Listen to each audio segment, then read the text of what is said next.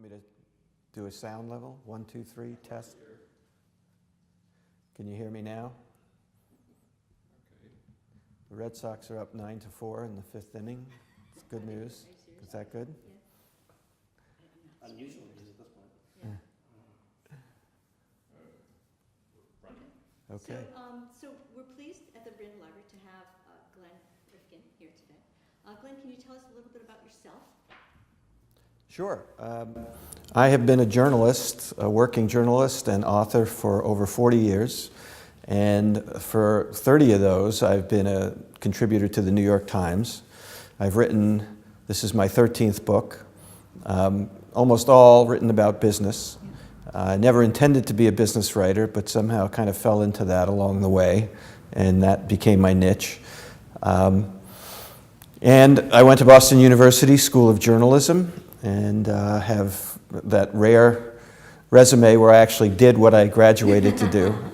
And it's been kind of a fascinating ride. This is, I don't know if this is the culmination book, but it's given where I'm at in my career, you know, there may not be that many more. And this was a great experience.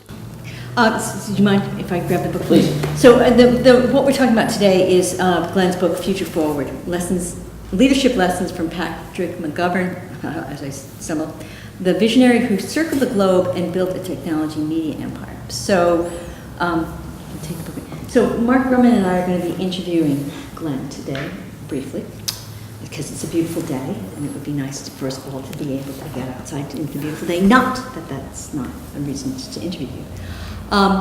What got you? Why this book? Okay, so that's a good question, and it has multiple answers. I actually worked for the company that Patrick McGovern founded. It's called International Data Group, IDG. IDG is a company most people never heard of because, like, say, Procter & Gamble, it was the individual publications that got the notice, not the overall corporate headquarters. So I worked for a newspaper called Computer World, which those in the tech industry will know because it was the Bible of the industry for a long time. I joined in 1983, and it was really the heyday. Things were really happening. The personal computer revolution was underway. You know, Steve Jobs and Bill Gates and those folks, Ken Olsen, more around here, were major players. And it was a very exciting time to be there. I started working there with the thought that I would be there for 6 months and then get a real job. And then 7 years later, I had this amazing experience where I was right in the thick of things with the tech revolution going on. And the leader and founder of IDG was Patrick McGovern. And you couldn't work in this company for more than 15 minutes without hearing Pat's name. He was a legend in his own time. He was this big, gregarious guy. He was 6'3", about 250, built like a linebacker. And his presence when he walked into the room was, you know, all-encompassing. Every eye turned to him. He had a loud laugh and a big smile. He was not like many CEOs that I've since encountered in my 40-year business career. He actually really cared about the employees in a way that was demonstrable over the course of the years I worked there and then beyond. So I always thought that this guy's story, though he was not a household name like Steve Jobs, he was a big player in the revolution. He was the guy telling the story. There was Computer World, Info World, Mac World, PC World. I don't know if you've heard of the For Dummies line of books.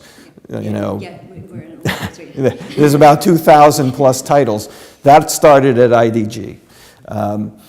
So he was the guy who was telling the story, and I thought this was a story that should be told. And every time I would see him over the years after I left the company, I would say, "Hey, when are we doing your book?"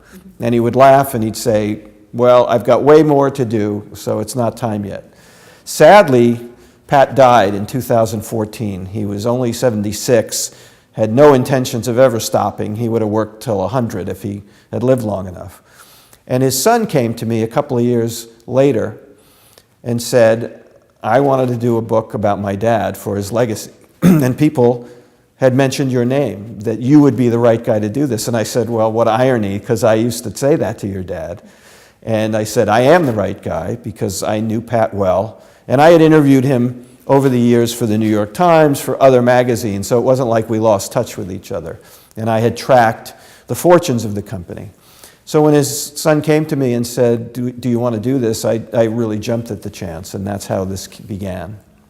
So was he a techie himself, or did he simply know how to take the information and create magazines and explanations of technology? In fact, he went to MIT, the first student from his high school in Philadelphia to get into MIT. He got a full scholarship. In high school, he built a rudimentary computer that played tic-tac-toe, and it was so, we're talking 1953, 54 kind of time frame, so there weren't a lot of homemade computers, and people were blown away by this, including a couple of MIT alums who came to this science fair that he had his computer in, and they said to him, you know, you're the kind of guy that should come to MIT. And so on some level, he was a techie. He was, and what he was fascinated by wasn't just computer technology, it was the human brain. He had read a book in the early 50s called Giant Brains or Machines That Think. And it was written by a guy, it wasn't science fiction, it was more like a future forward look. You know, what's going to come? And this guy predicted that there would be a time when computers would be so powerful that they could mimic the human brain. And that just really struck a chord with Pat McGovern. And he decided that's where his life would be, at the intersection of the human mind and computer technology. So he went to MIT, studied neuroscience and computer technology, computer science, graduated, but before he graduated, he landed a job with a magazine based in Newton called Computers and Automation. And who was the editor? But the guy who wrote Giant Brains. Now, what are the odds on that, right? Yeah. And so he got this job, and suddenly he's going around interviewing CEOs of the big computer companies of the day, UNIVAC and RCA, Honeywell, and he's discovering that he loves this because now he can really influence people more than being a researcher. So he just decided once he was in this field that he wanted to go that way. And in 1964, he started a research firm called IDC, International Data Corporation. And that was really to do research and analysis of what was happening in this new computer industry. 3 years later, he thought, there's a lot of stuff happening now. There should be an industry newspaper that all of these people working in this field will want to read. We'll tell them what the new products are, we'll tell them the newest trends, we'll tell them when IBM is being sued by 3 other players. And so he started Computer World in 1967. And it quickly became, as I said before, the Bible of the industry. So that's his background. Later in life, he was so not a techie that he had to call his son up regularly and say, this thing's not working. Can you come over and I want the Wi-Fi to work. In a sense, like, what's the Wi-Fi? He said, the Wi-Fi, that's what, you mean Wi-Fi? And he said, yes, that's what he meant. That'll work for me, yeah, I can do that. That's wonderful. So do you suppose it takes a different kind of head to take the data that you almost don't completely understand and translate it into something that everybody can understand? Is that where his strength really was? It was a strength, but more than that, it was the vision to understand that something big was happening and that there was this market niche that was totally unfilled and that if somebody did fill it, they could do well. So he understood what these issues were quite well. He was a really smart guy. Yeah. But more than that, like a lot of great entrepreneurs, he saw some opportunities that others just didn't see. And you know, he was a young man and he had a good job, but he was going to risk it all to start his own operation and see if he could make that work. And it worked right away. So he was making money right away. There's a story in the book where he sold his car for $5,000 to get cash to start the business. And he put it in an account, and he never touched it. Really? Yeah, he would brag, 30 years later, that $5,000 is still sitting there because it started to become profitable right away. companies were buying these reports that he was selling for a lot of money. And then when the computer, when he started Computer World, it was just like a tsunami. They were selling subscriptions, which was unheard of in the trade business. Usually you would get it for free. And he said, why should we give it out for free? If people value it, they should pay for it. Yeah. So he had, tens of thousands of subscribers early on, as well as advertising. So it became like an ATM, a cash cow for him. So do you think it was a perfect storm? Everything kind of came together at the same time, or he created the storm? Well, I think that's a good question. As in any case with, successful entrepreneurs, it's a little bit of both. Mm-hmm. And in my view, having written the book and having worked for him, I would lean more toward he made this happen. Mm-hmm. This was his relentless effort to see, first of all, that this wasn't going to just be a U.S. phenomenon. He knew right from the outset that people all around the world needed this stuff. They wanted to know about technology. Let's take it around the world. Let's call it International Data Group, not Local Data Group. Yeah, let's be international. At the time that he named the company, the company was based in a little house in Newton, and the only international he had was he could get on the Mass Pike and go to Logan Airport if he wanted, but there was no international. And then he started to set up shop, first in Japan, then he started to go around the world. Do you have any questions you want to jump in with this, or do you want me to keep going? Yeah, just keep going. I can keep going. So, how did he tap into that? Well, I'll tell you a good story that's part of the book, probably my favorite part of the book. In the late 1970s, 1978 to be specific, he had a vision that China was going to be a market he wanted to tap into. Didn't speak Chinese? No. Nobody spoke Chinese in 1978 except the Chinese. And now keep in mind, in 1978, Mao had just, a couple of years earlier, had stepped down. Deng Xiaoping was the new premier, but we had no diplomatic relations with China. And people who would listen to him talk about China would roll their eyes and say, what are you talking about? Yeah. There's no market there. There's no industry there, technology-wise. Well, he was in Japan, and he had to fly to Moscow. There was a computer conference in Moscow in 1978, and the flight was going to do a stopover in Beijing, and called in those days Peking. Now, you weren't allowed to get off the plane, but he had a plan. And when the plane landed in Beijing, he got off the plane, much to the dismay of the airline people. Now again, this big American guy in a business suit, and he goes to the airport in Beijing, like some Quonset hut, and they're looking at him like, what are you doing? And he doesn't speak Chinese, but he just said to them, transfer. I'm just going to transfer. Like, I'm just getting off for a little while, then I'll get back on. And they were bewildered, and they let him go into the city for one day so he could walk around and see if there was, in fact, a market waiting to happen. And what did he see? And what he saw was just an amazing sight. In 1978, Beijing had 8 million people. Today, there's 21 million people. There were very few cars. There were donkey carts and camels in the street. Most people got around on bicycles. Everyone was wearing the drab green and blue Mao uniforms. And to the sight of this big American businessman strolling down the street must have just been like a guy landed from another planet. Yeah. He went into bookstores and he went into libraries. He found places where people might be reading. And what he saw was this huge hunger for information, for books, for magazines. And it just took him this one day, and he said, I have to come back. And 2 years later, in 1980, without telling his board, by the way, he went to Beijing again. Only this time he had made a couple of connections ahead of time so he could get into the city. And once again, not with a translator. Well, at that point he must have had somebody helping him because there was stuff to be discussed. Yeah.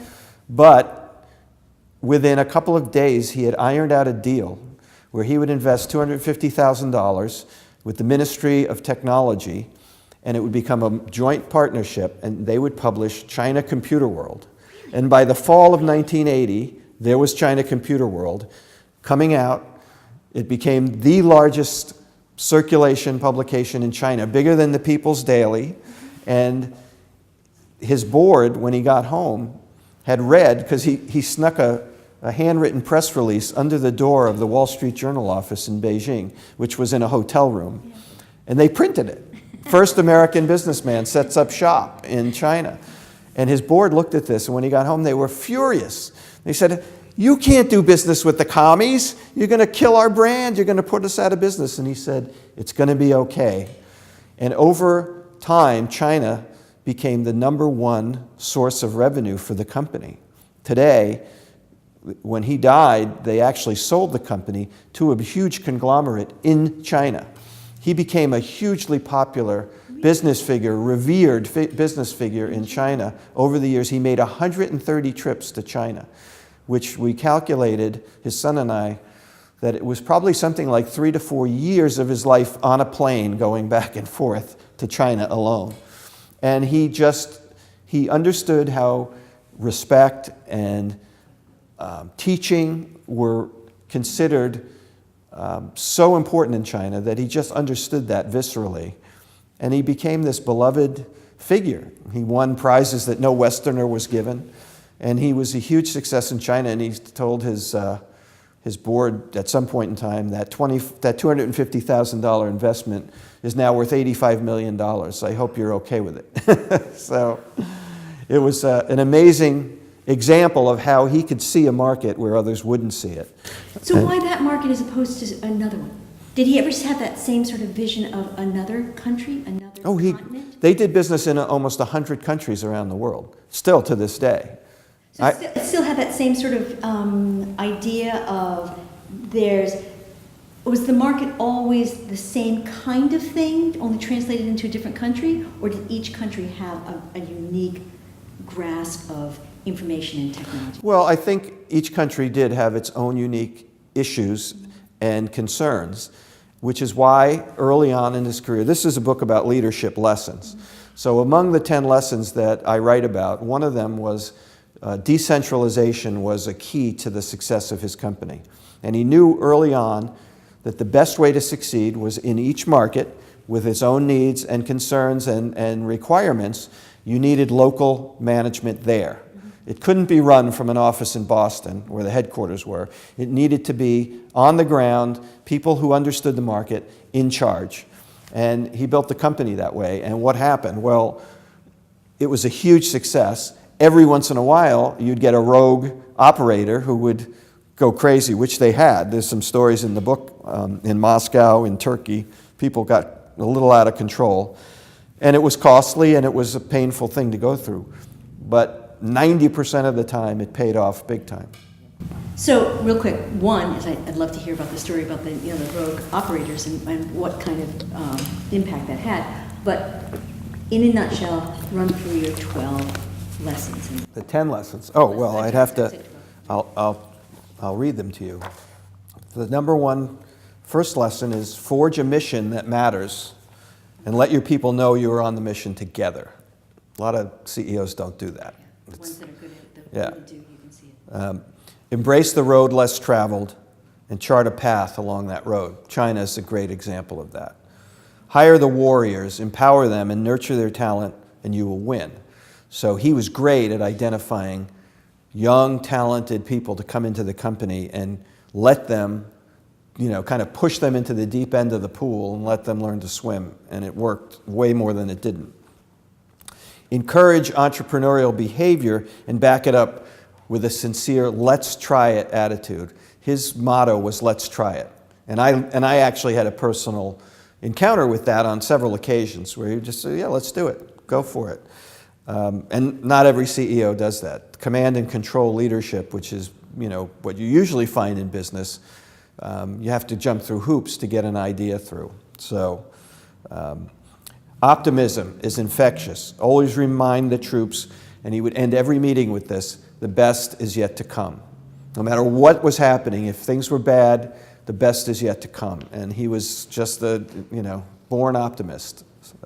a cockeyed optimist, we call him. Build a decentralized organization, because when you're creating a global empire, every market is local.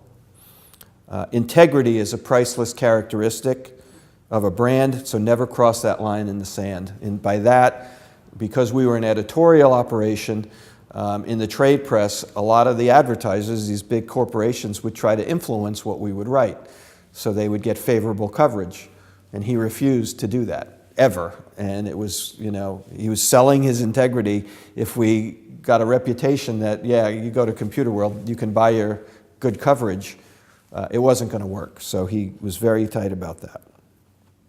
Loose, tight leadership is an effective way to build a huge global organization. Letting every manager have nearly unlimited control is powerful, but never forget that someone has to have the final word and stand firm on that word. So how does it break down in the day-to-day? That there was a centralized leader in every group that you knew went under the bus at the end of the day if something went wrong, or every individual within the group was their own sort of leader?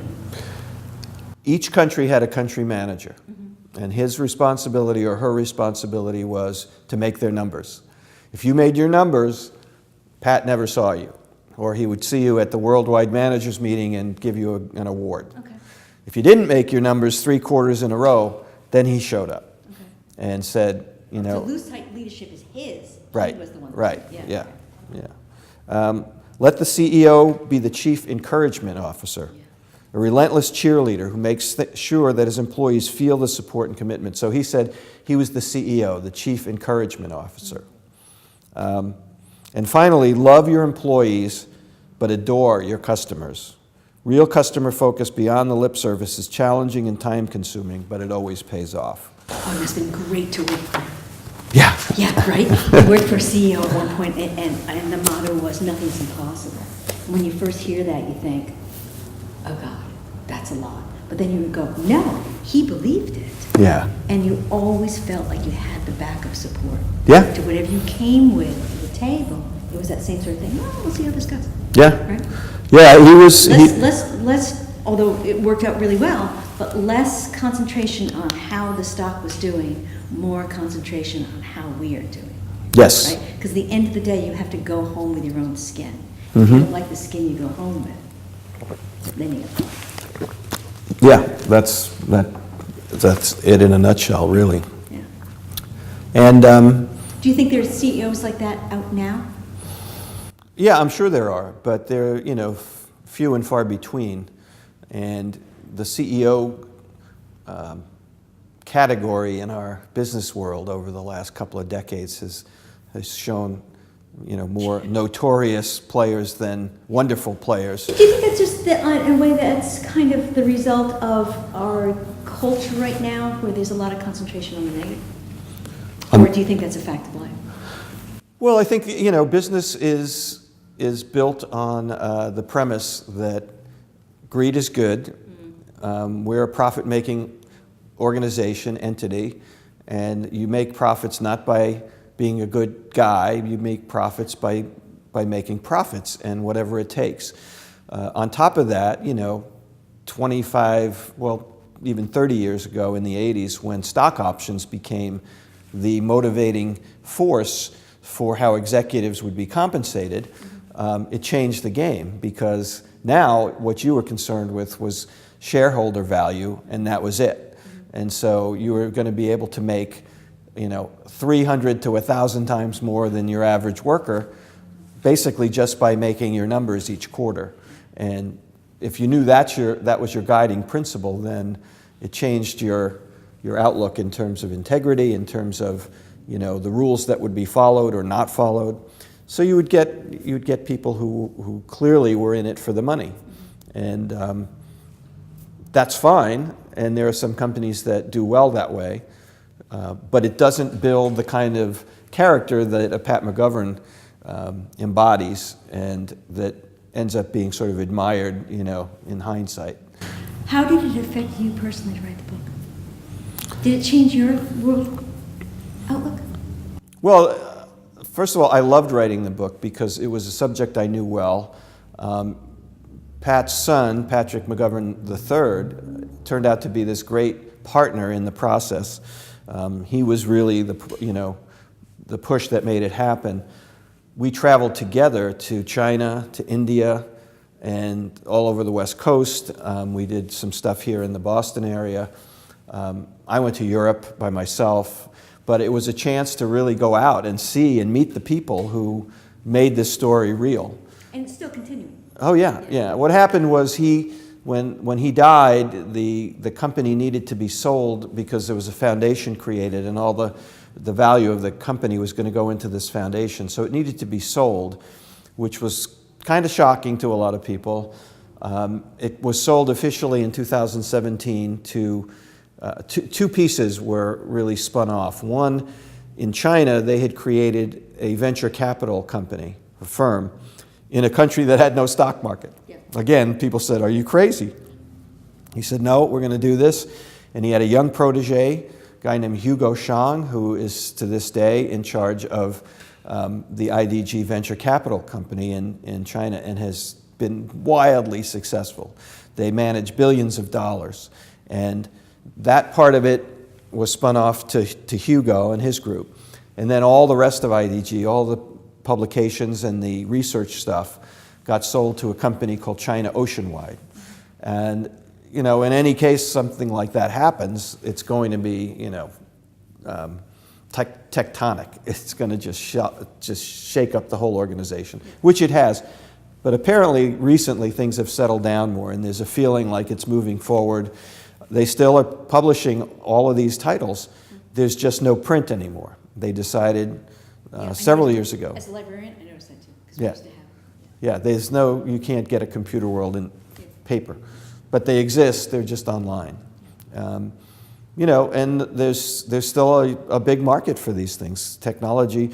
The one thing that should be pointed out, Pat McGovern never got married to a technology. When you read about the CEOs, like I wrote a book about Ken Olsen in 1988 called The Ultimate Entrepreneur. And I knew a lot about Digital Equipment Corporation, which at the time was the second biggest in the world and was catching up to IBM, and everyone thought this is a company that would be around forever. 10 years later, digital was gone, and so was Ken Olsen.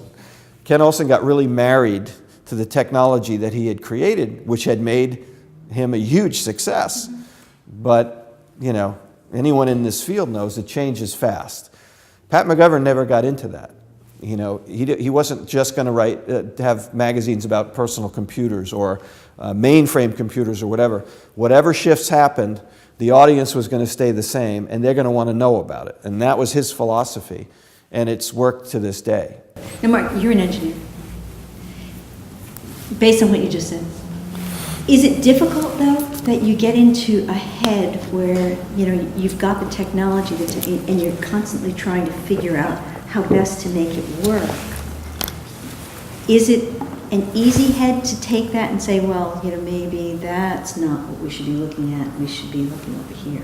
Or do you get caught up in that kind of thing? I think the bigger challenge is not should you be changing or not, it's being aware of what's out there. Yeah. That's the hardest thing. Yeah. Because if you know what's out there, you can make that decision, do I go this way or not? Yeah. I think that's 90% of the battle. It's And just keeping your eyes open. It sounds like Pat really had his eyes open. Yeah. Yeah, he did. He had lots of soldiers out in the field telling him what was happening and getting good advice, For example, when Steve Jobs was going to announce the Macintosh in 1984, some of us who are old enough to remember that, the Super Bowl commercial, and it was going to change the world. Mark's not old enough to remember that. Probably not.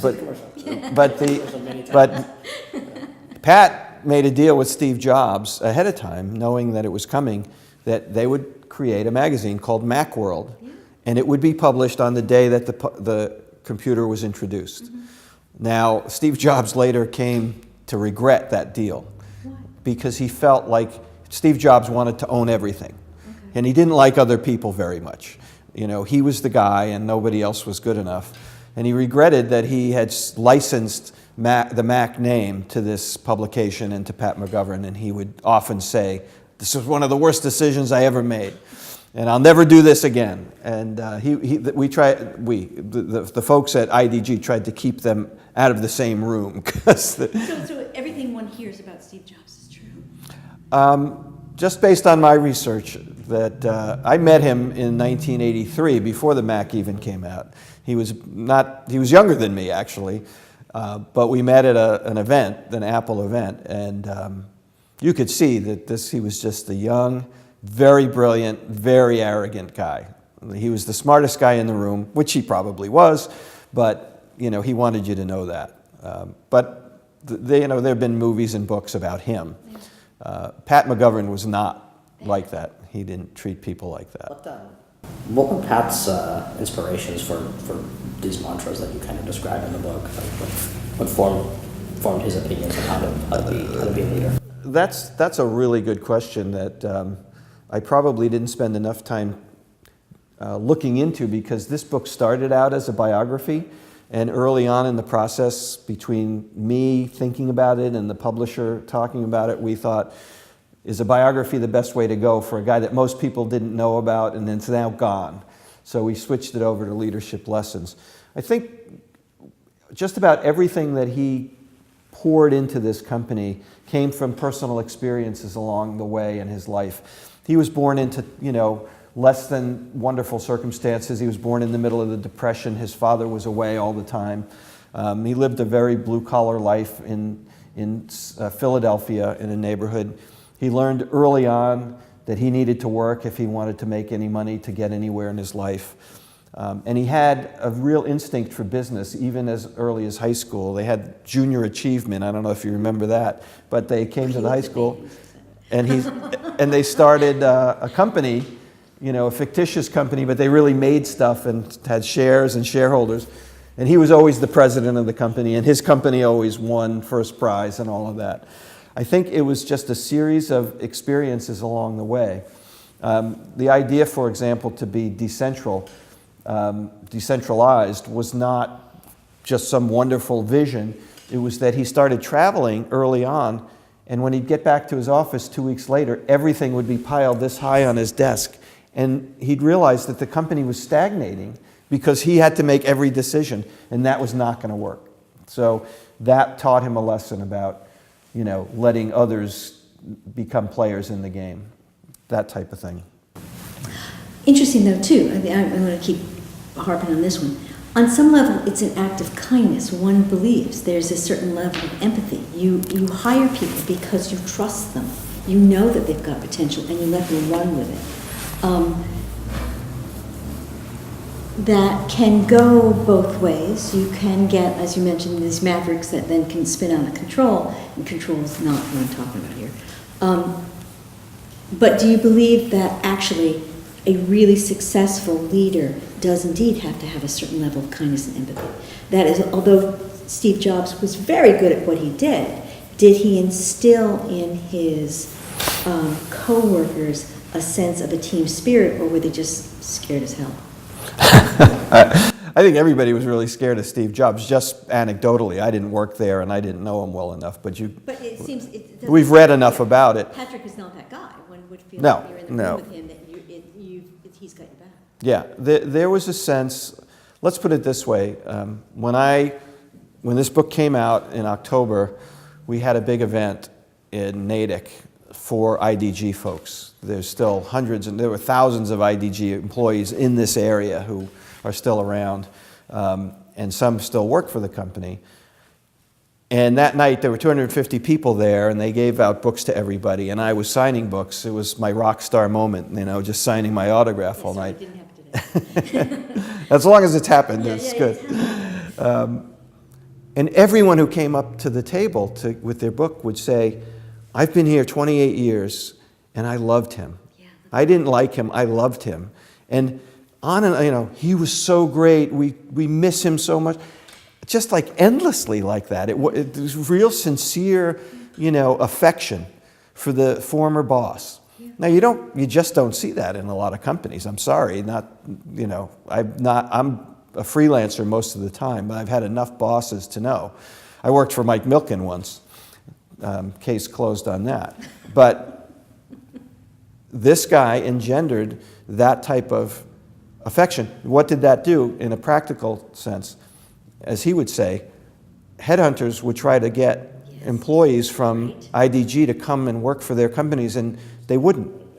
They wouldn't leave because they loved the family atmosphere that he created at the company. It was more important to them to have that kind of work environment than to maybe make some more money. You know, they could have earned more somewhere else, but they preferred working in a place where they felt appreciated, you know, cared for. Yep. So yeah, I think it was very very obvious to everyone, and remains. That's the legacy for the guy, that people have just deep affection for him and the things that he stood for. Did people spin off and start their own companies? Countries. No, they didn't start countries.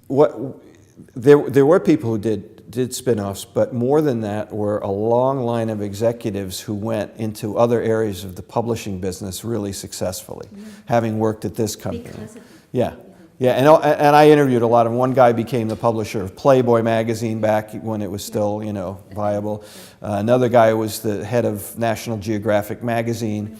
And, you know, they would say to me, I still think of lessons I learned from him every day. That was going to be my next question. Yeah. Do you think that they actually took that? Oh, yeah. And Oh, yeah. And made Yeah. it successful? Yeah. You know, and these were practical things. Like, first of all, he had a photographic memory. And so my story that I start the book with is he insisted every holiday season that he would go around to every employee in the United States, every employee, and there were thousands, and he would come up to you at your desk, and he'd have your manager there with him, and he would say hello. The manager would have told him your name if you were new to the company. He would say, I read your article about so-and-so. It was really good. I really appreciate your contribution.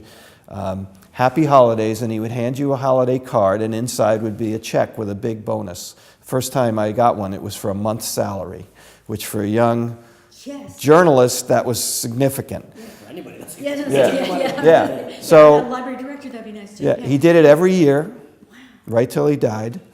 And he became famous. In fact, if you ask any IDG alumni who says, you know, tell me a story about Pat McGovern, that would be the story they would tell you, the Christmas bonus. And my point was, once he met you and heard your name, he never forgot it. Every year after that, Glenn, how are you? How's it going? And it was a remarkable thing. People, you know, just, it meant something to people. So did he really read the article when he read your Oh, article? yeah. Yeah, he had this thing, he would send out personal notes all the time. And they were on a piece of paper with a rainbow on it. And it would say on the cross, good news. And it would be a note from Pat, signed by Pat. Glenn, I read your article about IBM and Digital Equipment Corporation the other day. You did a terrific job. This is the kind of stuff we really love to have here. And everyone would get these over the course of their career, and they'd pin them up in their cubicles because it was like a badge of honor to get a good news note from him. If you worked there for 10 years, he took you out to dinner with a limo and picked you up and took you to the Four Seasons or somewhere in downtown Boston or in Tokyo or in, you know, Brazil or wherever it was. It got to the point where the company was so big that he couldn't do those. He's spending more time like driving around. Yeah, well, you know, so you wouldn't get an individual dinner at 10 years. There'd be like 5 other people with you. But he'd still do it. That kind of passion to make people feel good about being part of this group, about being part of this company. It's a lifetime change.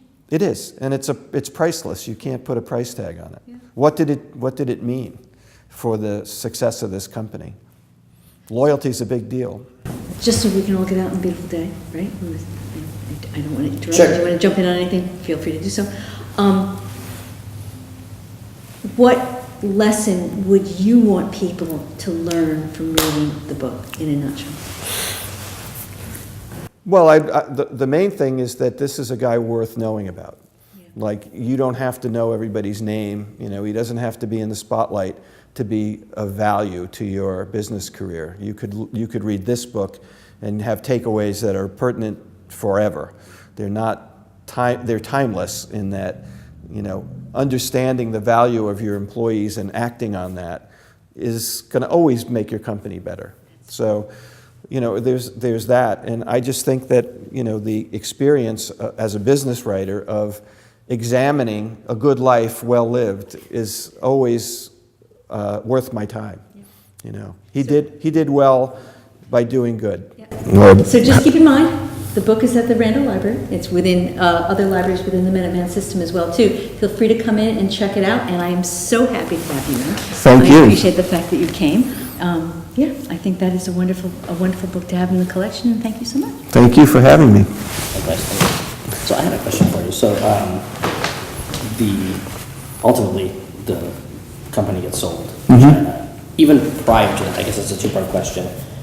Toward the end of his life, he was still very involved in the company. There's obviously been a lot of controversy about China and technology and their theft of it. What were his thoughts on it, and would he have approved of the sale? Was his, were the people concerned about the sale of IDG to Chinese?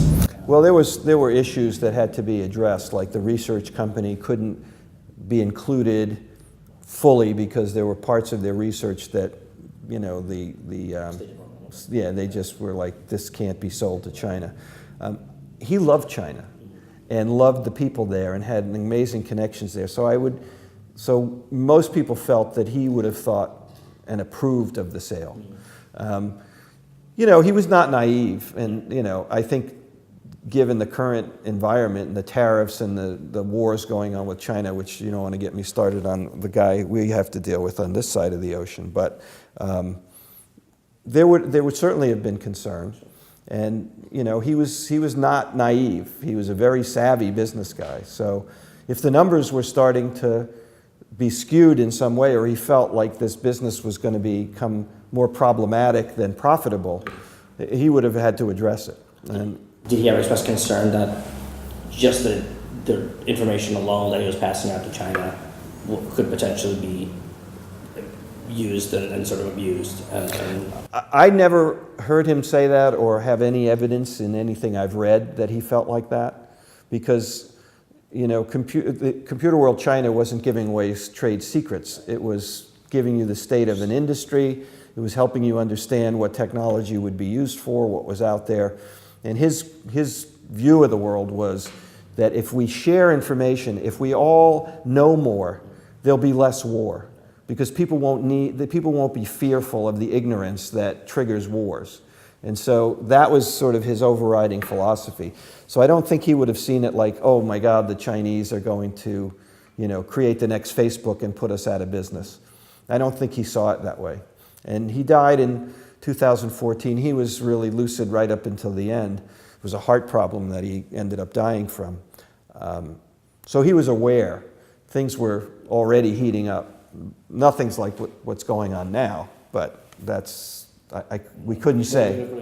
Yeah, we couldn't say how he would react. I know he would have hated Donald Trump, but that's a whole different discussion, which we won't have on camera. I had one other question that I was interested in the book, primarily because I was also born in Leningrad. What was his tie to the Soviet Union at the time, and how did he feel about the country and their impact on technology and how they could use his publications and kind of what drew him there? He went to the Soviet Union right after he graduated from MIT. And did you read this? Yeah. So he decided with his college roommate and a woman from Wellesley, who I assume was a good friend of theirs, that they would go to Europe, travel around, and end up in Moscow. And so he had an insatiable curiosity about the world, just wanted to know, what do these people want to know about? What's it like living behind the Iron Curtain? They must want to know about information. He hadn't started the company then. In fact, as you read in the book, what he did was he and his colleagues were giving out a U.S. State Department propaganda sheet in front of the Metropole Hotel, which is where A Gentleman in Moscow takes place. And they got arrested. So they were kicked out of the Soviet Union, apparently. What was the drive for that? Was he like an amateur activist at the time? I never got to ask him that. So there was a story in the Philadelphia papers about it, but it never explained what the motivation was. They probably thought they were doing a good thing, like telling the people, hey, you know, the world, there's freedom out there, and if you guys, you know, understand that, it'll help you maybe break the shackles of the Iron Curtain. That's all I could think of. You know, you're talking about a 20-year-old kid who's probably got a lot of naivete in there. But later on, the feeling was that this was going to be a big market, and that it was important to be there. It turned out to be a very difficult market to deal with, and in the book is the story of you know, the fax that showed up one day saying, we just want to let you know you no longer own Computer World Moscow. We've taken it over.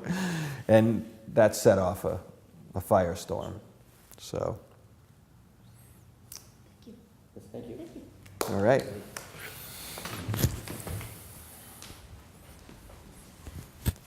So, my hope is that what will happen then is that people will come in and go, hey, I want to read that book. I hope so. In retrospect, you'll have a I've been in the computer industry during all the time that you're talking about. Oh, yeah?